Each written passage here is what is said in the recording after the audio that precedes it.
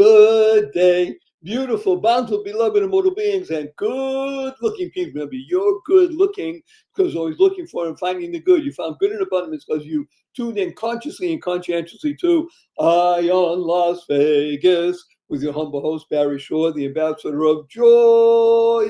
Notice I didn't say the ambassador of joy. The ambassador of joy. And you know that on this show, we discuss the fundamentals of life, and they revolve about energy and enthusiasm and exuberance, which is what Las Vegas is all about. I got to tell you something. I'm privileged to speak to millions of people around the world every month on my podcast, reaching over 500,000 listeners and extended beyond that. I do in-person speaking engagements here in the Las Vegas area. And whenever I mention two words, everybody leans in, opens up their eyes and their ears, and they say, tell me more. And these two words are Las Vegas. Let me tell you a couple data points. This is so fascinating. If you take the entire population of New York City and everybody around it, the entire population of Chicago and everybody around it, the entire population of Los Angeles, everybody around it, it doesn't add up to the number of people that come to Las Vegas in a different year. 41 plus million people come here because this is a city, not just of gambling and sex. Yes, okay, it has that. It's a city where things are happening. This is the new frontier. This is the Wild West. This is where things are going on. And talk about things going on. We are so happy to have with us today a dynamic, young, amazing being named Ben Raab. Ben, please say hello to 511,613 people around the world. Hi, it's so good. It's so good to be here. Thanks for having me on, Barry. Now, you're entirely welcome. So let me just give everybody 3 data points about amazing Ben. Ben, to me, is the future of America. Why? Because not only is he smart and capable and clever, he is a communicator. His communication skill is mostly in writing. He now is an intern writing for a wonderful, we'll call it it's not a newspaper anymore. It's a brand. It's called the Wall Street Journal. He also went to Yale. He wrote, or maybe he still does write, for the Yale News. And he's also written for papers or communication out of Israel. He is a very skilled, capable young man, all of 21. And that's why I'm so happy that he's here, because he represents the future of America and where things are headed in this worldwide environment. So any more ado, Ben, I'm just going to ask you to start speaking, because what does it feel like? What does it mean for you to be able to be an intern and write for and get published by the Wall Street Journal? Yeah, it feels fantastic. I just finished the internship, but the reason I do it is because I love telling stories. I worked on the tech and media desk, and my job was to basically go out and find like features. So like anything sort of like silly or funny or exciting happening in the world of tech and media.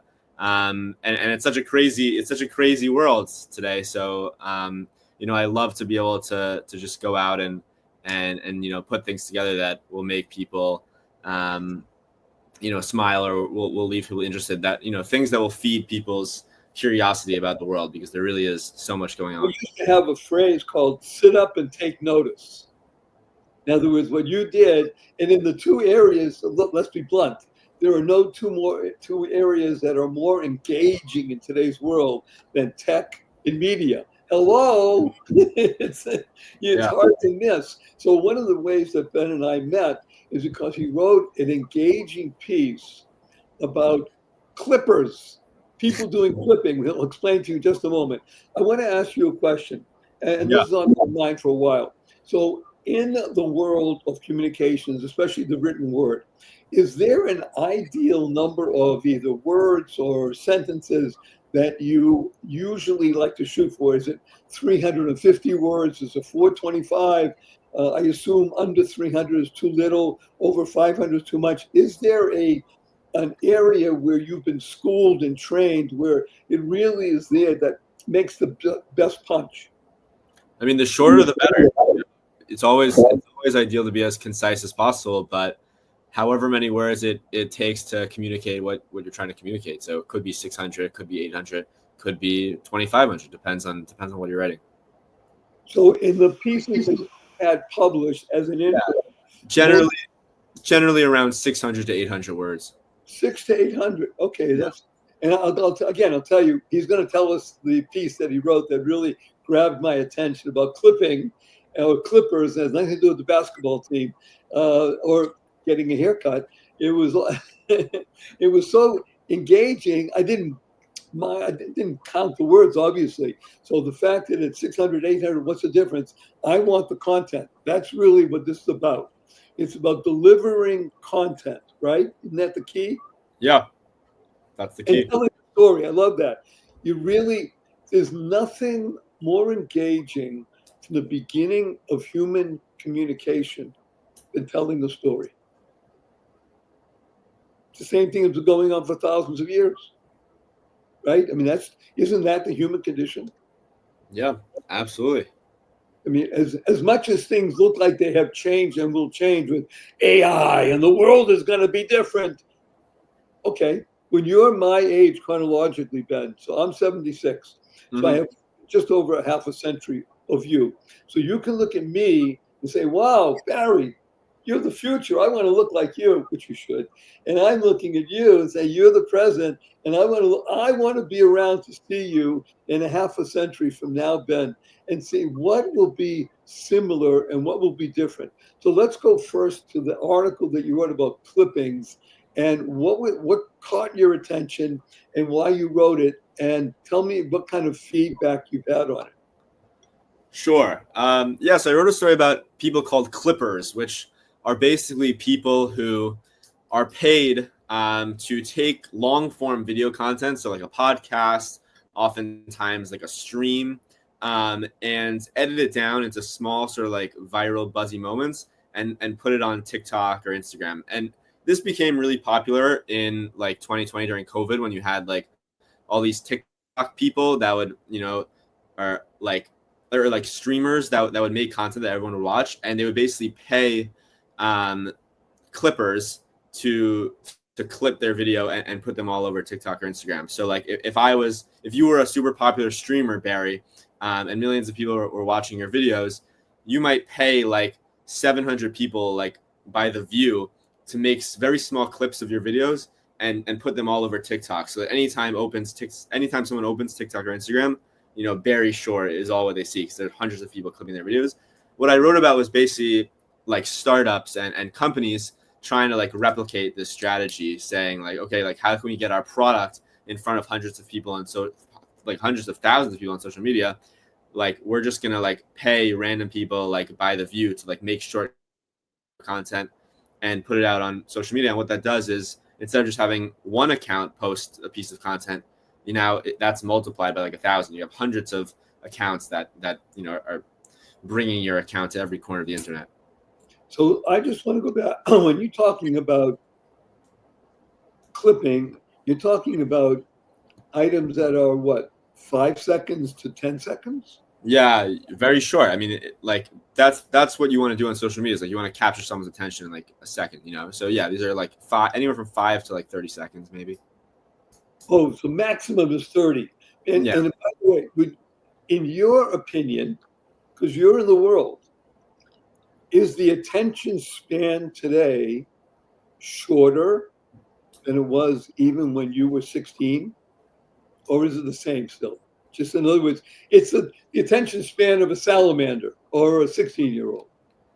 I think the attention span is getting shorter and shorter. I mean, people consume short form content now on Instagram and TikTok.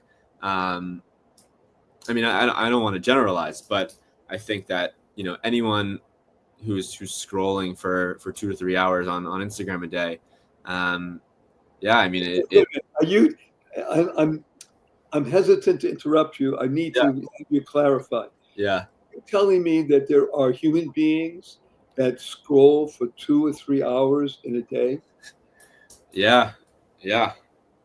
Look at him. By the way, if you're watching and you see him smiling, he's telling me, he's saying, Gary Shaw, I love you. Wake up.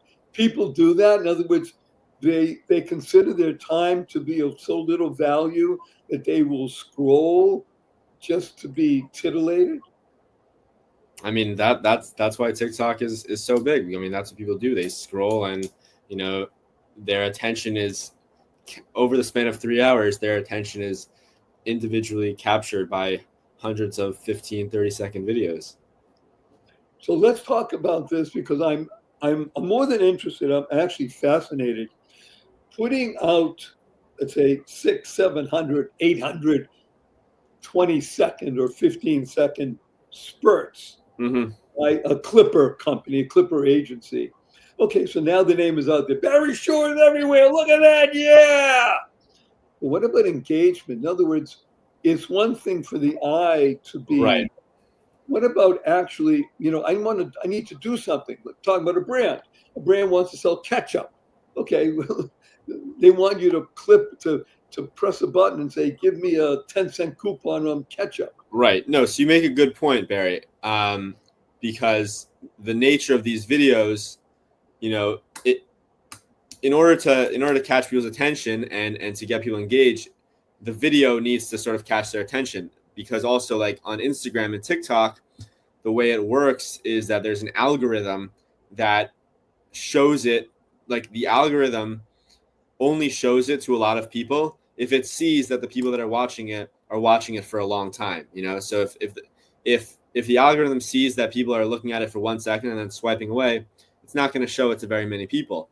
And so that's why that the people that are making these clips and the people that are giving them the clips to post, you kind of need it to be sort of like provocative or almost just outrageous content so that people, want to watch it. And that's why, it's not necessarily a great marketing strategy for every company or brand, because, like you said, if you're selling ketchup, it's like, how do you make people want to watch ketchup?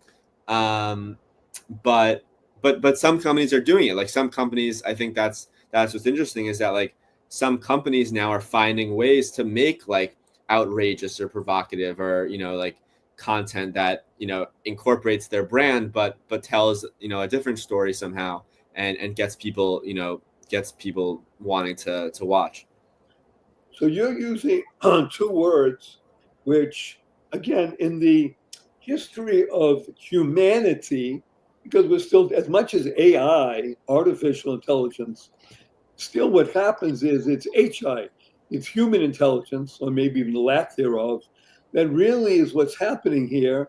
And let's be blunt, telling stories around a campfire, right? The ultimate expression of getting people engaged and involved is people used to tell stories, ghost stories, because it's at night and you want to scare people and tingle. You want to be outrageous and provocative. Now, in today's environment, being outrageous and provocative oftentimes revolves around the same things that have always engaged human beings: sex, gambling. I mean, stuff that makes people sit up and take notice, right? I mean, at some level, nothing has changed and everything has changed. Right. Yeah, I mean, I think you're onto something. Like, yeah, humans are always finding different ways to be engaged. And so maybe this is nothing new, but also,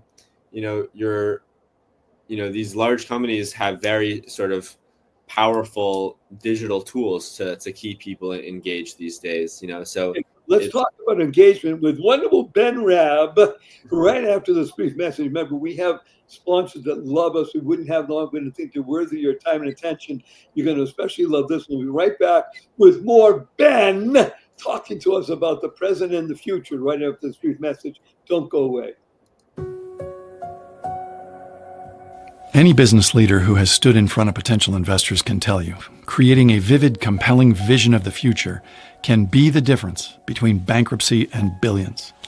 If you can move people with words, you can practically will things into existence.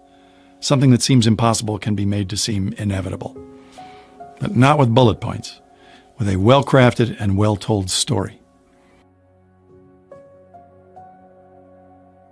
I spent 30 years in advertising, creating stories for giant brands, universities, and governments, and changing people's hearts and minds. And over those years, I accumulated a treasure chest of insights about how to entertain and inspire and move people. And I think I can teach you.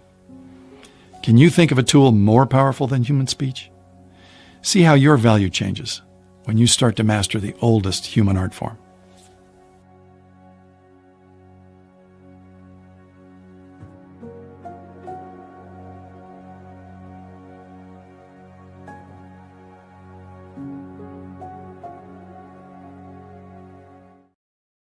Good day, beautiful, bountiful, beloved human beings, and good-looking people. You know, you're good-looking because you're always looking for and finding the good. Our cup runneth over with good. His name is Ben Raab, and Ben is one of the most interesting storytellers that you'll ever meet. He does it in the written word, and he's really good at it. Wall Street Journal hired him as an intern, and he's written and had published a number of articles that I've read, and that's one of the reasons I have him on here today.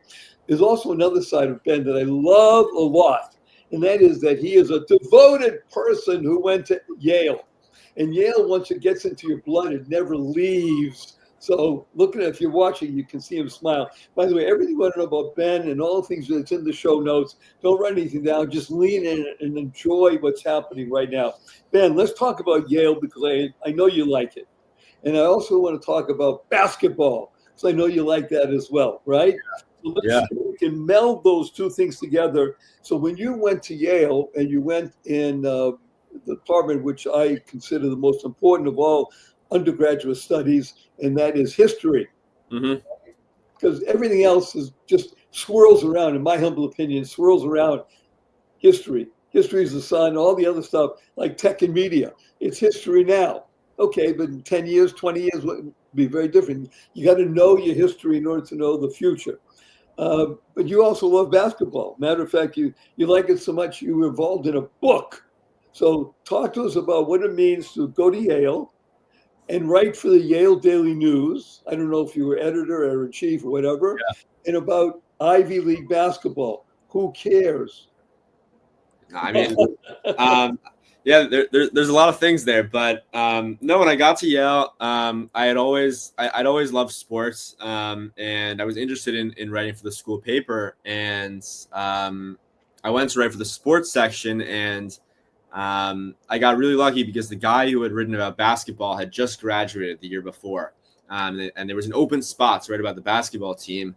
And listen, obviously Yale, no one's really heard of them when it comes to basketball, but they're still a D1 school. We had gone to March Madness the year before, and we've had a couple players that get drafted, go to the NBA, things like that. And I had loved basketball all my life, and all of a sudden I had the chance to kind of be in the game a little bit with the Yale Daily News. I got to talk to the coach after the games, James Jones, the Yale basketball coach. He's one of the longest tenured head coaches in. Wait a minute. An amazing being. You know James Jones? Oh, man, I know of him. I never met him. One of the reasons why is because he loved Coach Wooden, and he used many of the principles of Coach Wooden. Right. But so that was what was so cool is all of a sudden I could sort of even though Yale isn't the greatest basketball team, I could sort of be in the game of Division I college basketball. And my freshman year, I got to go to Kentucky actually when Yale was playing Kentucky, and I got to talk to John Calipari. And I got to to have a press pass in Rupp Arena. And that was the kind of thing that I was this is super awesome that I just get to do now for the Yale Daily News. And that's where I sort of began to love writing for the Yale Daily News. And then I started writing about other stuff the university and sort of politics of professors and administration. So let's talk about the P word in just a moment. Actually, there are two P words I want to use. Photography, which even though begins with a P has a PH, so it sounds like an F, and then politics. So you were able to blend together two passions. One, you like basketball, and number two, you like photography because you understand that the capture moments are important. What did you do with your love of photography and basketball? Yeah, I don't know that I love photography, but I think, like you said, I understand the importance of it. That it's to read is not enough. You need to see it as well. And yeah, one of the awesome opportunities I had through Yale, the Yale News, was that Yale basketball made March Madness 2 years ago. We've made it the past 2 years actually, but 2 years ago I went to Spokane. I went to Spokane, Washington, to watch Yale play in the first round against Auburn, and we beat Auburn. It was a big upset, and then we went to the second. Wait. You got to understand, Ben, this is inside baseball, inside basketball stuff you're talking right now. We have a worldwide audience. We have people listening from Bhutan, from the Congo, from Argentina, all over the world. So people, it's in the show notes. You can look it up. The words he just used, that Yale beats Auburn, that's big stuff. That's called upset. It was a massive upset, basically in the biggest college basketball tournament in America. And Yale made the first round against the odds. Nobody expected them to make it. And then when they were in the first round, it's like, okay, cool, Yale's here, but they'll be back home in 2 days. But then they won. They beat Auburn, and it was a massive upset. A lot of people were talking about it. And I was there writing about it for the Yale Daily News, and I was taking pictures as well. And one of my good friends, this guy Richard Kent, who is somewhat of a historian of Ivy League basketball, put together this book about that Ivy League season called The Madness of Ivy Basketball, and I contributed my reporting from Spokane and my pictures, my photographs to the book, and I was fortunate enough to be part of Richard's book. Woo! Okay, let's shift a little bit. And when I talk about shift, it's the front cover of one of my books. I published 4 last year. And the title of the book is Oh Shift. And what we did is we put the F a little bit below the line, because most people drop the F and shift and the other stuff happens. We talk about the P word called politics, especially on Yale campus. Now, I got to tell you, I'm going to make an just a statement, not even observation. I don't know if I want to be a kid growing up today in the environment of university. I went to a good school, University of Massachusetts, and it was just the old style college. Go, enjoy, have fun, not to get drunk, have fun, play, make good friends, do stuff. Okay. It seems to me, and if I'm wrong, you tell me, that the politics, especially on a campus at Yale, are so radicalized, so atomizing, that it pulls people apart rather than bringing them together. Now, is that because we're only hearing the negative? What is your experience? I think my experience has only been positive. I feel like I'm part of a community that has a wide range of perspectives, but wants to hear each other out and wants to learn from other perspectives. I think that, like you said, I think we often sensationalize, I think it's natural that what we hear, from outside, it can be sensationalized, but on the inside, I think it's a great community. And yeah, there are politics, it's not all rosy, but for the most part, I think it genuinely is a community where people want to learn from each other, and people understand the value of exchanging ideas. Well, first of all, I'm happy to hear that. I mean, you didn't tell it to me to make me feel good. You're telling me because that's your experience. Yeah. And Yale was probably not in the same radical forefront as Harvard, which is good. And the ability to be on campus and not be attacked because you're considered a Jew or a Zionist, or not a Jew or not a Zionist, et cetera, et cetera. So you didn't feel that much when you went to Yale. It was far more the experience of Ivy League. And hey, we're here together because we are, and I say this with love and respect, the best and the brightest, and we're here to make something good happen. Was that the kind of feeling that you had on campus? Yeah, absolutely. I've only had a positive experience, and I've only ever felt like my backgrounds was valued as a part of the conversation. So how many years or semesters did you write for the Yale News, Yale Daily News? I've been writing for the Yale News since I was a freshman. So All 4 years? I'm going to my senior year. I'm about to go back. But I've been writing for the Yale News for 6 semesters. In the past 2 semesters, I was the managing editor. So I was kind of running the newspaper. Wait a minute, you were kind of running the newspaper? Whoa. I wasn't the editor in chief. I was the managing editor. So I was working with a team. And Okay, let's be blunt. Editor in chief is a managing editor. You were one of the managing editors. Yeah. Well, hello, bravo. That's very nice. Thank you. And here's where it gets really, for me, interesting, because I was tangentially involved at UMass with the paper. In those days, it was really a paper. I mean, we didn't have electronic stuff like we have today. The point is that you get, by the time you got to be a junior or even a senior especially, you got to mentor other people.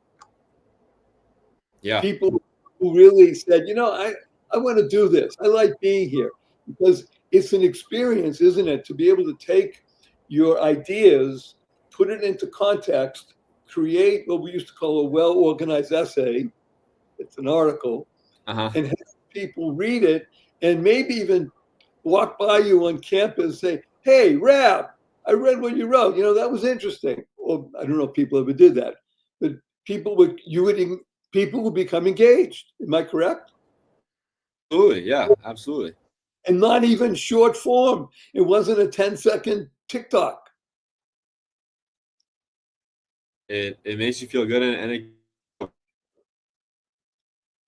Okay, very good. We're having a little technical issue now. Since we're talking about tech and media, we're butts and balls. Okay, you're back now with high speed. All right, well, Ben, I'm a little bit loath to say the words I'm about to say, but the reality of life is this is what happens when we do our short form video podcasts. I have 3 quick questions for you. Are you ready? Yeah. Okay, number 1, Ben Raab, will you come back again? Of course, if you'll have me. Thank you. Number 2, Ben, you're 21.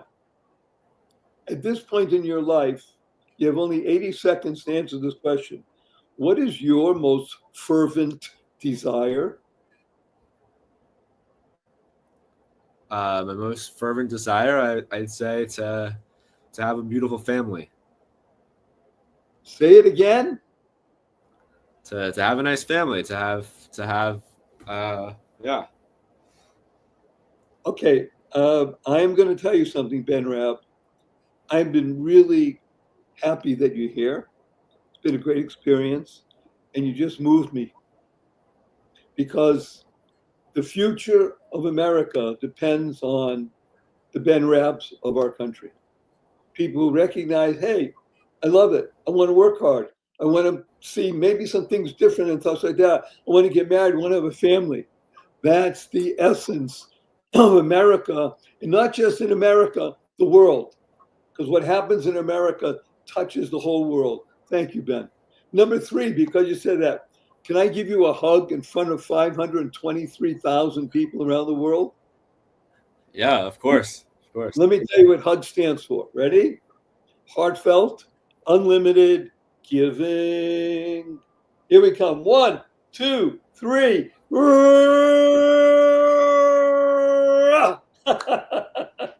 Thank you. Thank you. High on Las Vegas with wonderful Ben Raab. And by the way, the show is not about Ben, great guy that he is. It's about you, Y-O-U. Barry Shore, the ambassador of joy. It's not about Barry Shore, it's about you. You becoming the best you possible, because when you become the best you make the world a better place. You build more bridges of harmony, create more joy, happiness, peace, and love. We're going to leave you with a blessing from Ben and Barry. And that is, go forth, live exuberantly, spread the seeds of joy, happiness, peace, and love. Go mad. Go make a difference. Ben, don't go away.